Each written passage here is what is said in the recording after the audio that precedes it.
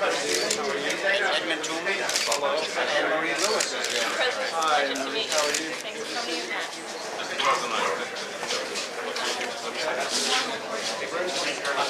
the formal one. I know you're not doing the formal one. Excuse me, everybody. I can do this. I can do Over here first. All right, one more, two more. This is it? You're right over here. Thanks very much. Great. We're sort of late, so. Okay. Okay. Thank you. All right. Okay. Great. Thank you. Great. Mr. President, we need to go this way. We can't pursue. We all go that Yes, way? sir. You go that We way. can go this way. Okay. All right, we go.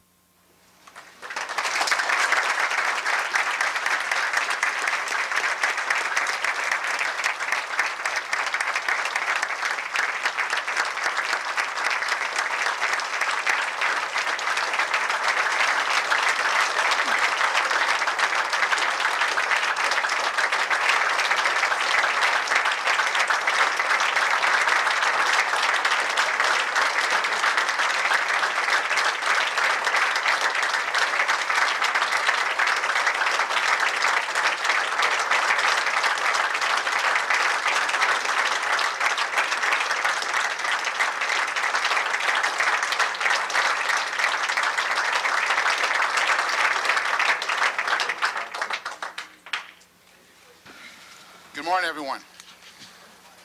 Let me welcome you all to this forum this morning that we're going to have with the President, and I'm so honored to be the host for this event at the University of Mass, Boston, along with Attorney General Reno, Senator Kerry, Governor Weld, Congressman Moakley, Congressman Kennedy's with us this morning, and Senator Biden.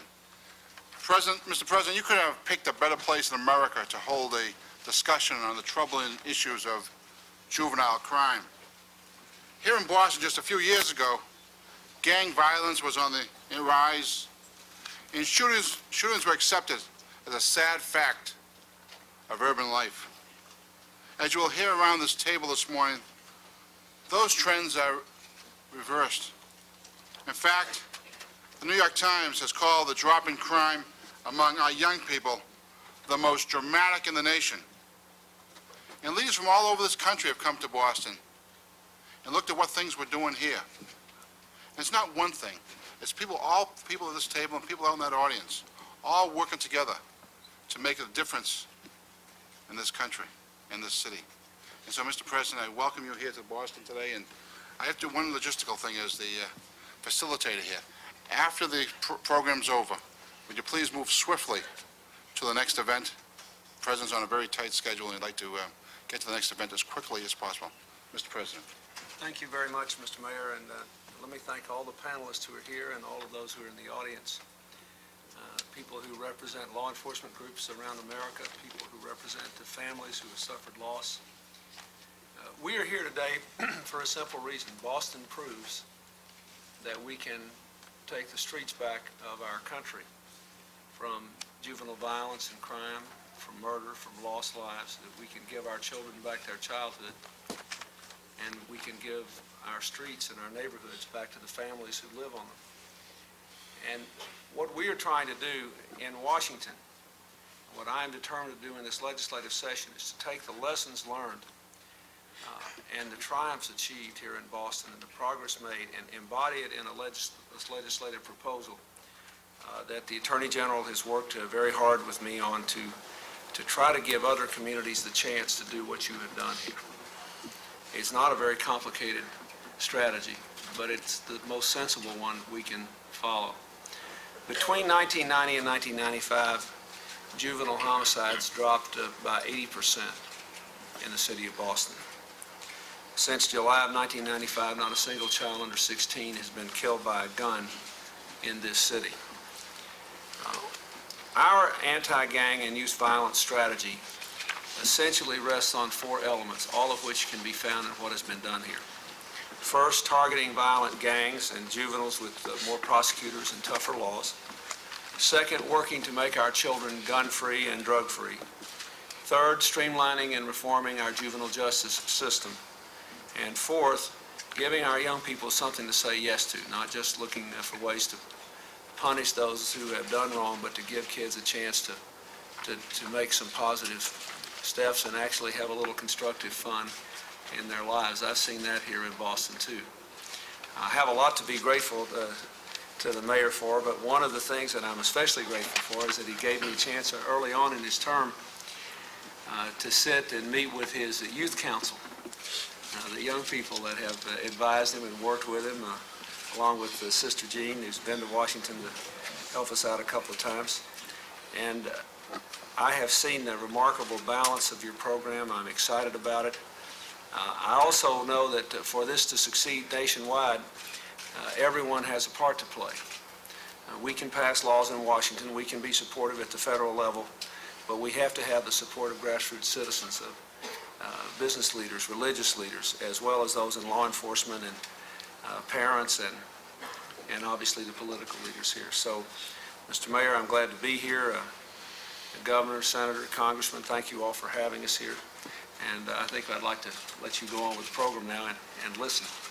Thank you, Mr. President. First of all, I'd like to call on the Police Commissioner, Paul Evans, to talk about the overview of Boston's law enforcement strategy. Paul? Thank you, Mr. Mayor, and welcome, Mr. President. It's our privilege to have you here. A number of years ago, Boston committed to the philosophy of community policing. In Boston, we call it neighborhood policing. And the operating principles of neighborhood policing are partnership, problem solving, and prevention. And what you see before you today is partnership. The secret to our success has been partnerships, community people, block watchers. We have over 900 in the city. The clergy taking an active role out in the streets. Prevention is the key. Working with the community to prevent crime has become the department's position. On an intervention level, we worked actively with probation officers and parole officers to identify high-risk people. On the enforcement end, never before in my history as a police officer have we seen the level of collaboration between agencies. Federal, state, and local prosecutors working hand in hand, federal officials working with the department to make sure that the cases that need to be made are made. A number of initiatives that we have developed. You'll hear more about the Operation Nightlight from the probation officials that are with us this morning. But one of the things that we have done, and one of the things that has been readily apparent to both street officers and research people, is that in our city, we have a relatively small number of young people who wreak havoc and mayhem. A small, disproportionate number who are responsible for a disproportionate number of violent crimes. So what we have done is a focused intervention.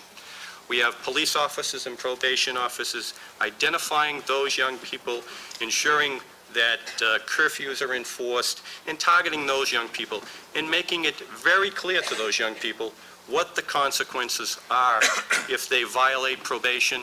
If they do not stop violence, we will enact a zero-tolerance type to ensure that the young people in our city can go about and use our playgrounds and use our schools.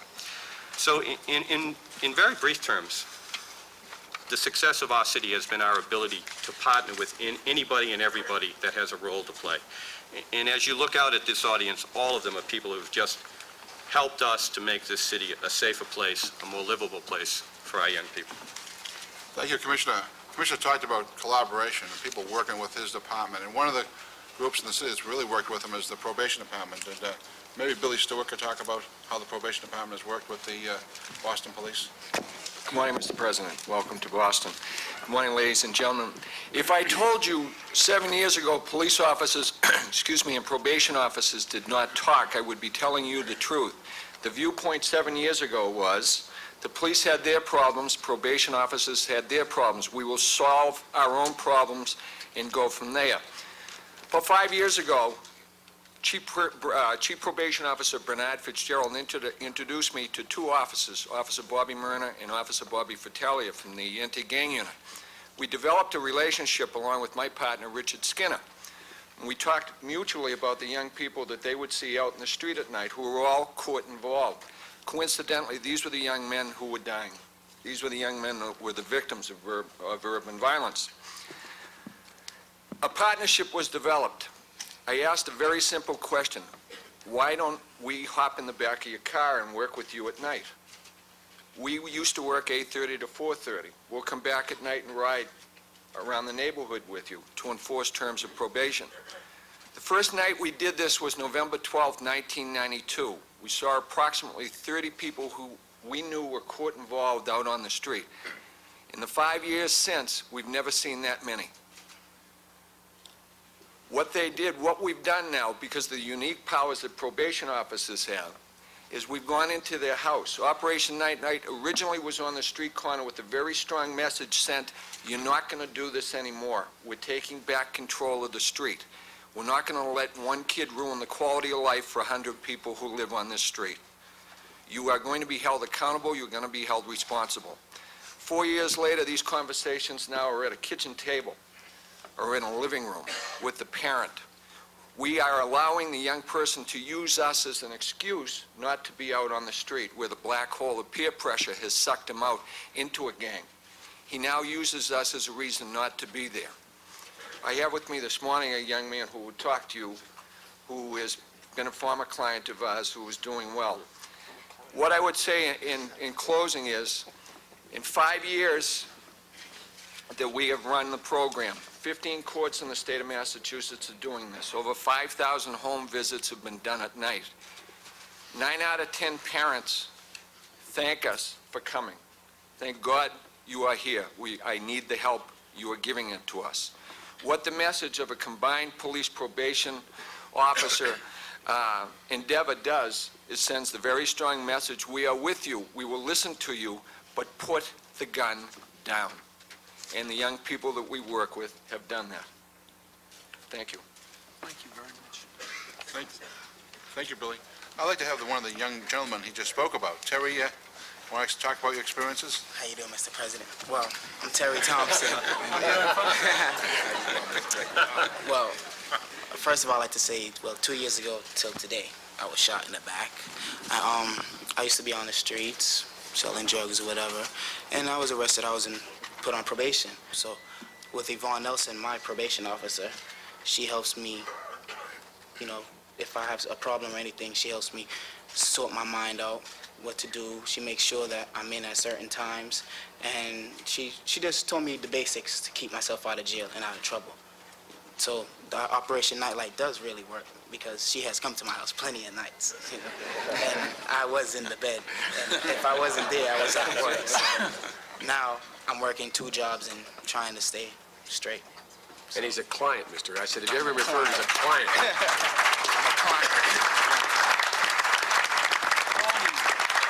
I'm 19. You're 19 19? right now. And you're working 2 jobs? I was the first out of all the people she has on probation to get their GED, and ever since I've hooked up with Yvonne, and even though I've come off of probation, I've been in there time and time again with my daughter and my son, bringing them to see Bill, bringing them to see Yvonne, and everybody else inside the probation office. So I like those people. They're really fun. I like them. Good for you. They're staying straight. There is a success story of Terry working with the probation department, and there's a lot of models out there. Another fellow I'd like to have say a few words is Reverend Jeffrey Brown from the 10-Point Coalition. As we all know, the 10-Point Coalition has been doing a great job in the neighborhoods of our city over the last couple of years on summer jobs and working with the young people. So, Jeffrey? Good morning, Mr. President. You said a while back in a speech in Memphis that churches ought to become more visibly involved in community work, and the group I represent is a manifestation of that visible work. The 10-Point Coalition is an ecumenical group of clergy and laity united to combat the violence and the despair that we see out in the inner city.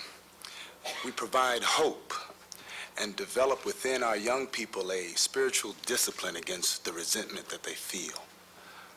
We realize that this mark of violence is pervasive and that the suburbs and the rural communities see their future in our urban present. So we have been hooking up with the community. We've started a summer of opportunity, or helped to partner with the Boston Police Department to start a summer of opportunity.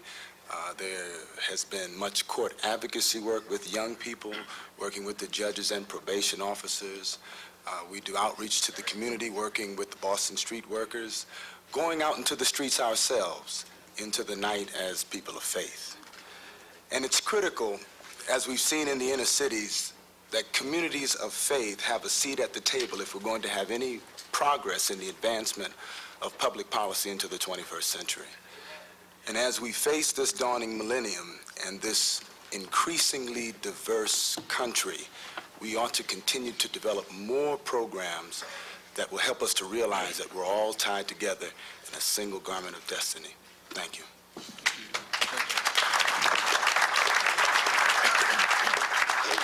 I'll pass the plate right now. That's enough, Jeffrey.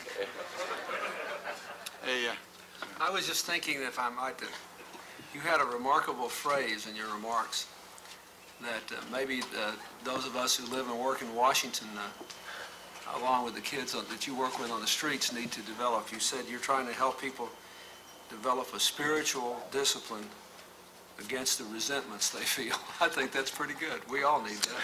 Thank you very much. Good for you. I'd like to have the District Attorney of Suffolk County, Ralph Martin, talk about some of the things he's been doing with safe neighborhoods. Thank you, Mr. Mayor. Mr. President, welcome. I think I speak for all of the prosecutors in the room. And John Kay, who's the president of the National DA's Association, is here, as are some of my counterparts from around the state. When I talk about the evolving nature of what prosecutors do, and it wasn't too long ago, probably early 90s, when prosecutors were viewed simply as case processors. An arrest was made, the case was brought to the courthouse, and off the prosecutor went with his witnesses, his or her witnesses.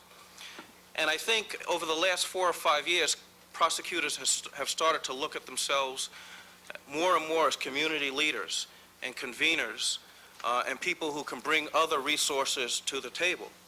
And so with the Safe Neighborhood Initiatives, as an example, we work with the Attorney General's office, we work with crime watch groups, we work with business groups, and we work with people who are most dependent on us, the people who live and work in the neighborhoods, to not only target offenders and incapacitate them, but also bring other resources that will help restore order. And that's a key phrase, restoring order. Not only locking up the bad guys, which we're very good at, but helping to restore order so that people can help fend for themselves after people have been taken off the streets.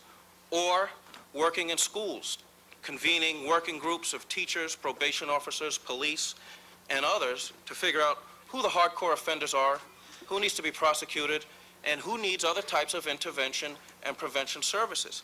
That's a new role for prosecutors, but one that we have risen to as we've been able to see success. Finally, I would say that what the public and the legislature and the governor have been very good at is giving us time to show success. You know, people in this world are often looking for a quick fix, but people have given us time to show success, and I think if given additional time, you know, it's like losing weight. You lose the first 20 pounds, and that's easy. The next 20 pounds are the hardest, and for us, the next 20 pounds... He didn't mean to take that personally. I was just pondering the wisdom of what you said. The analogy was not directed at anyone in particular. He's a Republican, everyone. But the point is, Okay, Ralph. I knew I'd end up in it. The point is that Sorry, called on you. if given sufficient time, we'll be able to show even greater success. Thank you, Mr. DA. Thank you, I think. That's right. Just sit back and relax the rest of the morning.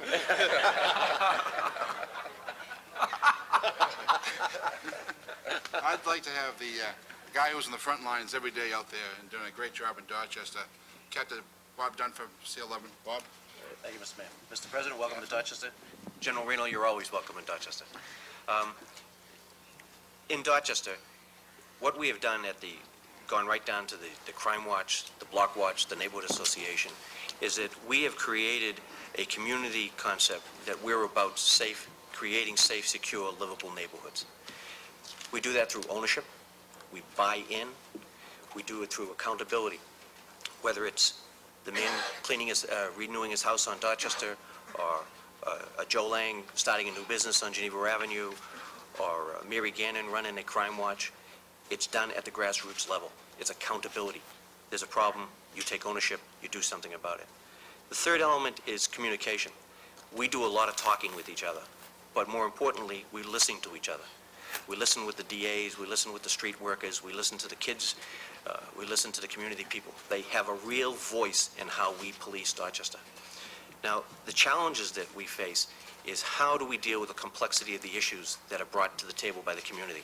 How do we deal with the issue of fear? How do we deal with city services? How do we bring all those things together and be able to respond? And the other issue that challenge to us is how do we sustain what we've accomplished? And we do that through such programs as the Child Witness to Violence program out of the Boston Medical Center, the No Next Time Domestic Violence Initiative. But I think the keystone of what we've done in Dorchester has been the Safe Neighborhood Initiative, where the Attorney General, the District Attorney, the Police Department, the Anti-Gang Violence Unit, the schools, the community, the clergy have all come together to target one particular area where we have our most serious problems. And we have seen dramatic results, not only in the drop of crime, but just in people's sense that something is being done, that they respond. And with that has been a corresponding decrease in fear. It's a grassroots level. It's done every day. It's done by the people in the community. And one of the other programs we just started recently is home visits by truant officers, police officers, and probation officers to habitual truants. We need to get those kids back in school. We need to intervene at a younger level with these kids. And we're taking the initiative here. And we've been supported by the mayor and the police commissioner. We couldn't ask for anything more. Thank you, Captain Dunford. Talked about young people. I'd like to have a young person say a few words. Linda? Thank you very much, Mayor Menino, and good morning, Mr. President. I work on the Mayor's Youth Council now. This is my second year, and it's been a great opportunity. It showed me how to empower myself as a teenager, and I think that's something that we're trying to teach a lot of other teenagers who may not have gotten this message at one point in time in their life. As you know, the Mayor's Youth Council is a liaison between the mayor and the youth of Boston, and through the council, we are able to reach a lot of teenagers and find out what they need and take it back to the mayor. And through this, a lot of teenagers are getting more involved in activities that we have. They're finding out about a lot of other programs that they may not have ever known about before. We also do the Youth Summit, and we have a youth line that we started this year. Believe me, I love the youth line because I've worked on it for 2 years now, and I think it's something that is helping teenagers because it's showing them activities, or it's showing them how many activities we have open to them and how many opportunities there are for them right now. And I think that's something that in every city that is needed. Thank you. How often do you meet with the mayor? Does the council meet with the mayor? I would say every 2 months, about that.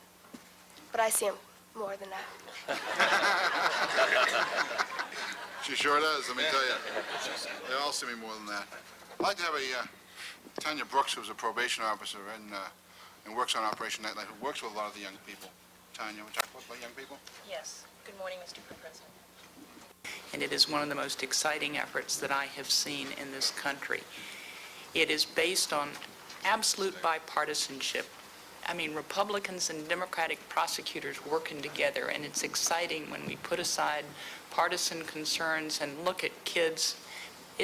We are all in this together, and it's an example, again, of what works. When you take community police officers, you will remember at the Department of Justice, 2 community police officers from Dorchester came down with 3 young men, and those young men were saying those police officers were their mentors, making a difference in their lives. The work with domestic violence gets to the heart of so much of youth violence. What the probation officers have done is just so extraordinary, and teachers are a part of this, as someone pointed out. And the medical community is in it. We listen to judges and representatives from a hospital talk about how they intervene with victims to interrupt the cycle of violence. But most importantly, I think what they do in Boston that I think is so exciting is they trust the young people. they listen to the young people, and they listen well, and they believe that young people can make a difference, that they can be held accountable, and that if they're given just few of the tools, they can truly, truly make a difference. What the clergy has done here, Reverend Brown, I was in Reverend Wald's church back this summer. He was working at the juvenile court that day, but Mrs. Reverend Wald was there, and it was just such a wonderful experience to see how the clergy was reaching out to everybody to create a home and a center. With the legislation that you're proposing, we can give other communities an example to do what Boston has done, and the people of Boston and the young people of Boston deserve so much of the credit.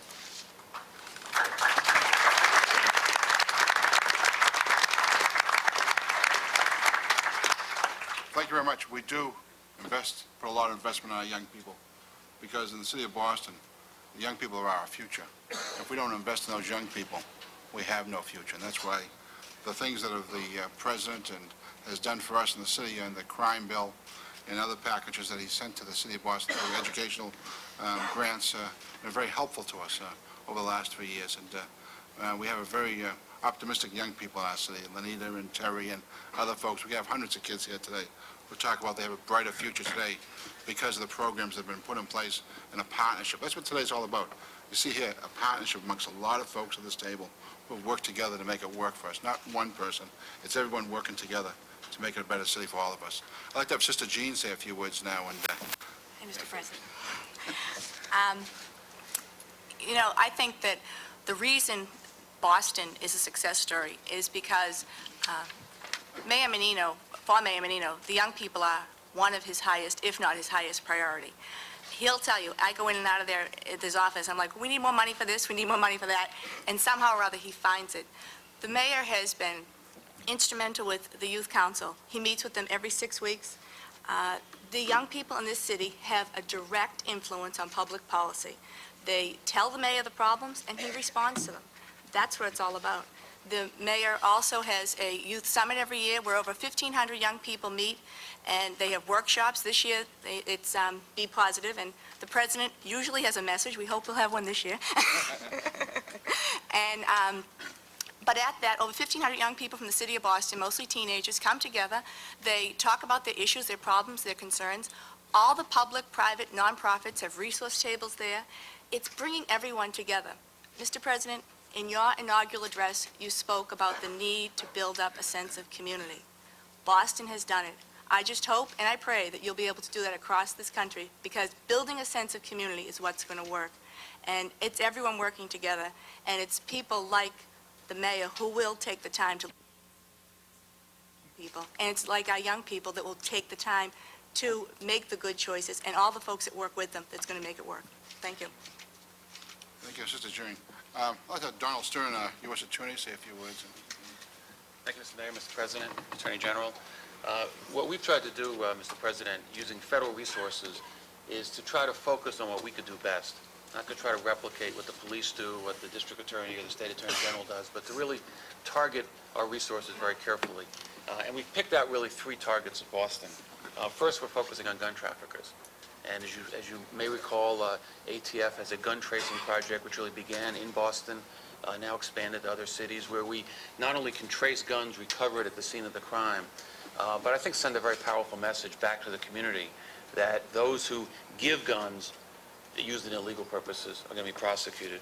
Secondly, we focus on repeat violent offenders and working with the police department, seeing ourselves to some extent as an extension of community policing, not a sole actor, not separate, but an extension of community policing. We try to isolate those repeat violent offenders. In one case, for example, we prosecuted a fellow who was caught with a single bullet on the streets of Boston by a Boston police officer.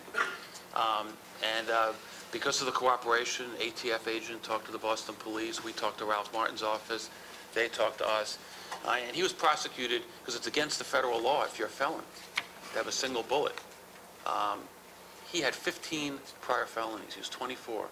He had 15 prior felonies, 7 of which were violent felonies, and when he was stopped by the Boston police, he was under indictment for 7 separate drug trafficking offenses that he'd yet be tried. He was tried in federal court, received a 19-year 8 months federal sentence. His address is now somewhere in Kansas. And the other part of that story is that the Youth Violence Strike Force then publicized by leaflets into the community the fact that this fellow had been taken off the street.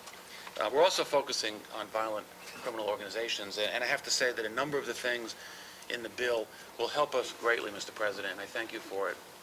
Focusing on gun traffickers, focusing on violent organization, closing some of the loopholes which are there, and the Congress has been extremely supportive in the past, and I hope they are in the future. The last point I'd make is that how we do this is as important as I think the targets. As I said, we view ourselves as an extension, and some of my federal colleagues are here, as an extension of community policing. The second thing we've done is what we call the Hotspot Strategy. We make it known to those people who shoot each other that if violence erupts in the city of Boston, the full weight of state, local, and federal law enforcement will come down them like a ton of bricks. And we make no secret of that fact. So, for example, in the Bowdoin Street area in Boston, when there were 2 killings about 6 months ago, we quickly, cooperating with Ralph Martin's office, we quickly did 4 or 5 federal cases, a couple of state cases, and the shooting stopped. And we told them that's why we did these cases, because you started shooting each other. Finally, we build, as you've heard, we build on the community efforts. We build on the 10-point coalition. We build on the street workers. We build on the Boston Coalition. We have the advantage of building from a law enforcement perspective on the good works that are out there. So thank you for drawing attention, Mr. President, to our efforts here.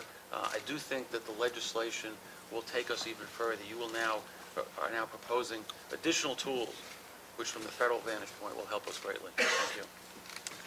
If I could just say very briefly, in support of not only what the Justice Department's done, but also we have Ray Kelly here, who's our Undersecretary of the Treasury for Enforcement. We do recognize that one of our important roles nationally, and I want to thank all the members of the Senate and the House that are here for their support, but is to do what we can to at least disarm people who should not have guns. And I think, you know, the Brady bill's helped, the assault weapons bill has helped. The work the Treasury has done to try to be more disciplined in who can be federally licensed to sell guns has helped. There are fewer than half the number of people licensed to sell guns today than there were 4 years ago, fewer than half. And I thank you for that, for your efforts there.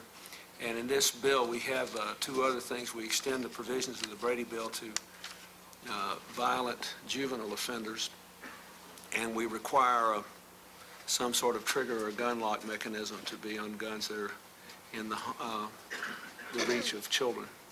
I think that's very important. I thank you for what you do.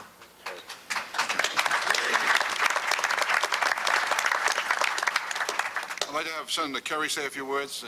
When the crime bill came out, he was really active in putting the 100,000 police officers on the streets. Senator Kerry. Thank you, Mr. Mayor.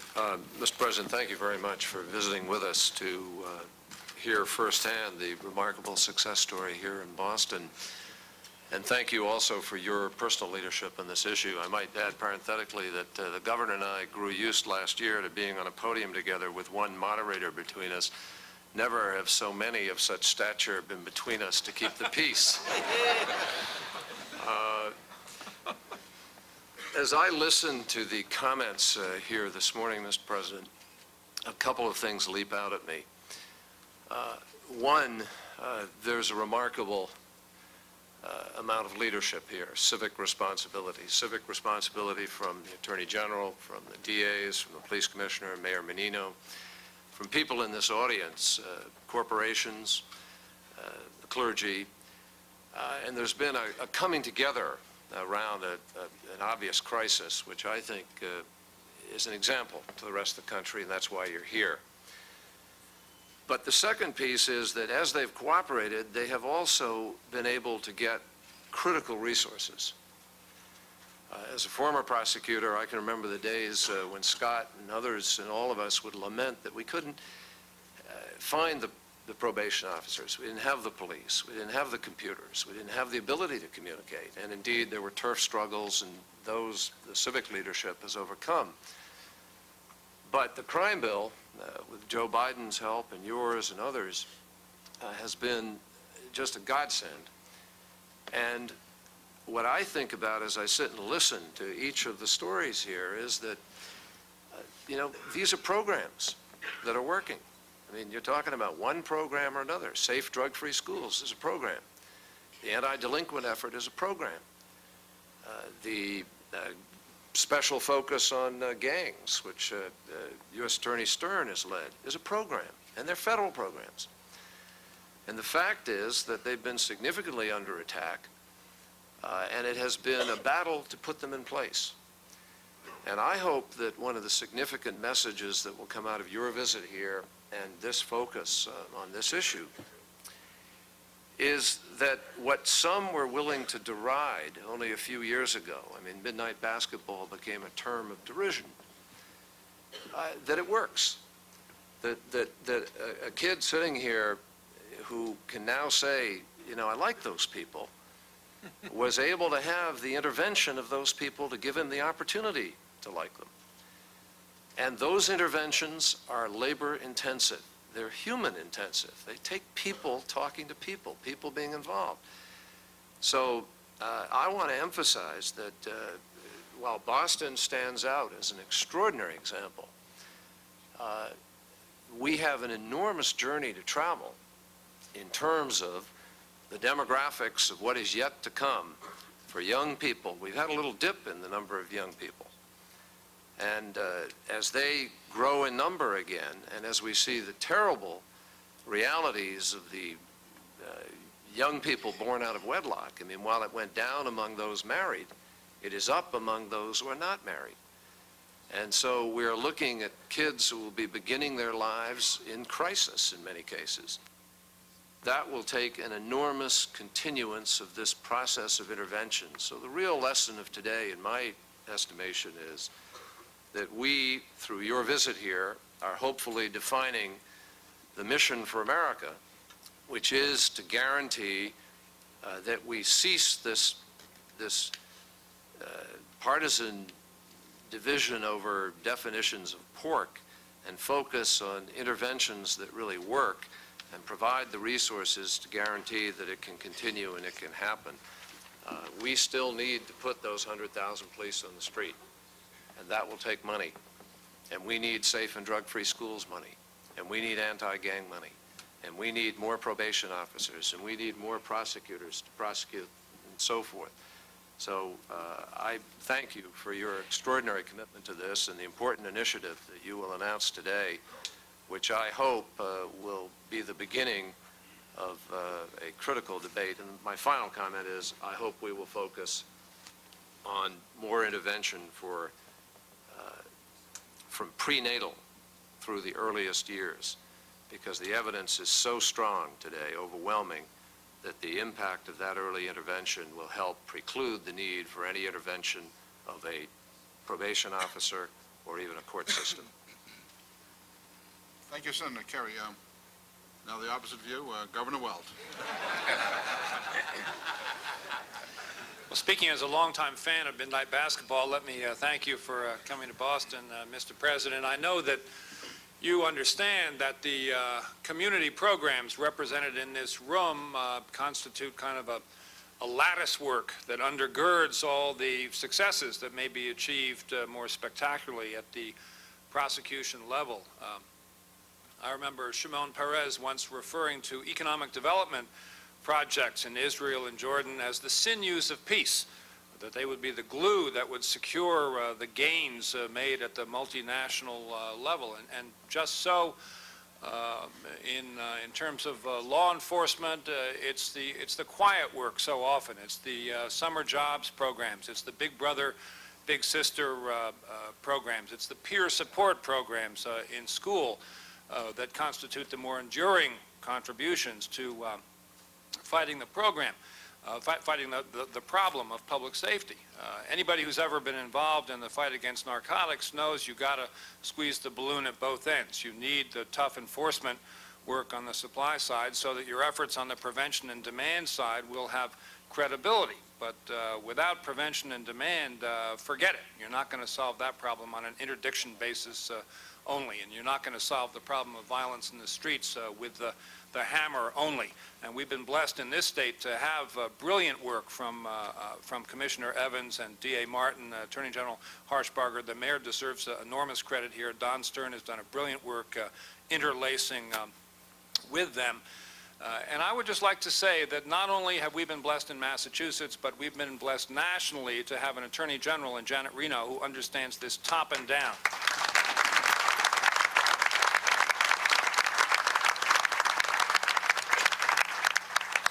We thank you and your Justice Department, Mr. President, and I do applaud and support in advance the measures that you're going to announce today. I think this is a seamless web. It's not just the public safety community work. It's the work we're doing on domestic violence, as Senator Kerry said, with the problems of fatherlessness and the early years of life. It all fits together, and it's frankly exciting to be a part of it. Thank you, Governor.